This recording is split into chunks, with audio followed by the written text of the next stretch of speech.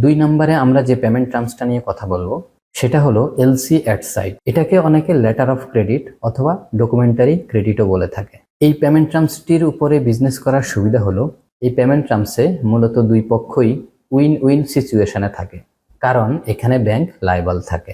এই পেমেন্ট টার্মসটির পদ্ধতি হলো অ্যাকর্ডিং টু পিআই বায়ার এলসিটা ওপেন করে দিবে, এলসিটা ওপেন করে দেন বায়ারের ব্যাংক সাপ্লায়ারের ব্যাংকে পাঠিয়ে দিবে এবং সাপ্লায়ার সে এলসিটা রিসিভ করবে। এলসিটা রিসিভ করে যথারীতি এলসি অনুযায়ী সে প্রোডাকশন দিবে এবং প্রোডাক্টটা সে শিপমেন্ট করে দিবে। শিপমেন্ট করার পরে সে মূলত সকল শিপিং ডকুমেন্টস তার ব্যাংকে জমা দিবে এবং তার ব্যাংক বায়ারের ব্যাংকে এই সকল শিপিং ডকুমেন্টস পাঠিয়ে দিবে।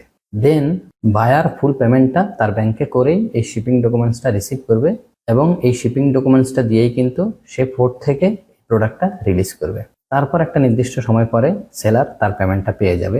এই সময়টা নর্মালি 7 দিন, 14 দিন অথবা 21 দিন পর্যন্ত হয়ে থাকে। এলসি অ্যাট সাইট পেমেন্ট সিস্টেমে মূলত এই পদ্ধতিতেই কাজ করা হয়।